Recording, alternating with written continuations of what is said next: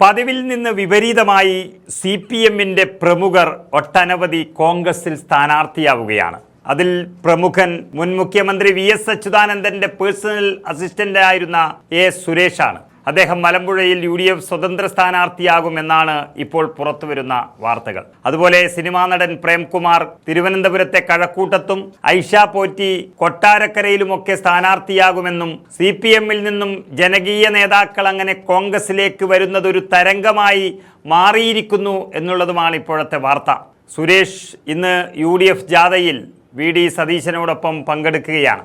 സതീശൻ നയിക്കുന്ന യാത്ര പാലക്കാട് ജില്ലയെ ഇളക്കിമറിച്ചുകൊണ്ട് മുന്നോട്ടു പോകുമ്പോൾ പഴയ CPM കരുത്തന്റെ വരവ് പാർട്ടിക്കും അതുപോലെ മുന്നണിക്കും വലിയ കരുത്താണ് നൽകുന്നത്. KPCC നേതാക്കൾ സുരേഷുമായി ചർച്ച നടത്തിക്കഴിഞ്ഞു. സുരേഷിന്റെ സ്ഥാനാർത്ഥിത്വത്തിലൂടെ ഇടതുകോട്ടയായ മലമ്പുഴയിൽ വലിയ നേട്ടമുണ്ടാക്കാൻ കഴിയുമെന്നാണ് കോൺഗ്രസ് സർവേ നടത്തി വിലയിരുത്തിയിരിക്കുന്നത്. നമുക്കറിയാം, ദീർഘകാലം VS-ന്റെ പേഴ്സണൽ അസിസ്റ്റന്റ് ആയിരുന്ന സുരേഷ് UDF പിന്തുണയിൽ മത്സരിക്കുന്ന കാര്യത്തിൽ തീരുമാനം എടുത്തിട്ടില്ല എന്ന് പറഞ്ഞിട്ടുണ്ടെങ്കിലും പക്ഷേ ഇപ്പോൾ നേതാക്കളെല്ലാം സംസാരിച്ചതിന് ശേഷം അതിന് തയ്യാറായി എന്നാണ് അറിയുന്നത്. സ്ഥാനാർത്ഥിയാകുന്ന കാര്യത്തിൽ വ്യക്തത വരുത്തിയിരിക്കുകയാണ് അദ്ദേഹം. കോൺഗ്രസ് നേതാക്കൾ തന്നെ സമീപിച്ചിരുന്നുവെന്ന് സുരേഷ് വെളിപ്പെടുത്തി.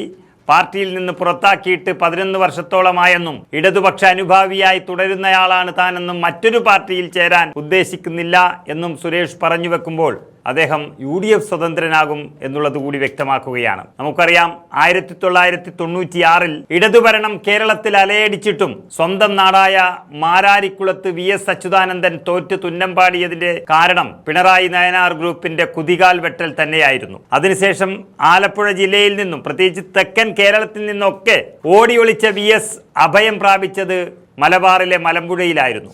2001-ൽ അന്നത്തെ KSU സംസ്ഥാന അധ്യക്ഷനായിരുന്ന മൺമറഞ്ഞുപോയ സതീശൻ പാച്ചേനി VS-നെ ആദ്യം തന്നെ പിടിച്ചു കെട്ടിയതാണ്. 4000 ചില്ലാനം വോട്ടുകൾക്കാണ് VS ജയിച്ചത്. എന്നാൽ പിന്നീട് VS അച്യുതാനന്ദൻ അങ്ങോട്ട് മലമ്പുഴയുടെയും ഒപ്പം കേരളത്തിൻ്റെയും നായകനാവുകയായിരുന്നു. 2006-ൽ മുഖ്യമന്ത്രിയും 2011-ൽ വീണ്ടും പ്രതിപക്ഷ നേതാവുമായതും ഇതേ മലമ്പുഴയിൽ നിന്ന് തന്നെയാണ്. അതുകൊണ്ട് തന്നെയാണ് പിന്നീട് വന്ന പ്രഭാകരൻ MLA-ക്ക് ഈ ഭൂരിപക്ഷം തന്നെ നിലനിർത്താൻ കഴിഞ്ഞതും. എന്നാൽ തൊഴിലാളി വർഗത്തിന്റെ പറുദീസയായിരുന്ന മലമ്പുഴയിൽ ഇത്തവണ കളി മാറിയിരിക്കുന്നു. ജീർണിച്ച ഈ കമ്മ്യൂണിസ്റ്റ് ഭരണം എന്ന് അവർ തന്നെ വിശേഷിപ്പിക്കുന്ന രണ്ടാം പിണറായി ഭരണത്തിനെതിരെ ആഞ്ഞടിക്കാൻ തയ്യാറായി നിൽക്കുന്ന മലമ്പുഴയിൽ സുരേഷ് സ്ഥാനാർത്ഥിയായി എത്തുന്നതോടെ ഈ മണ്ഡലം വലത്തോട്ട് ചായുമെന്ന സൂചനകൾ CPM-ന് തന്നെ ലഭിച്ചിരിക്കുകയാണ്.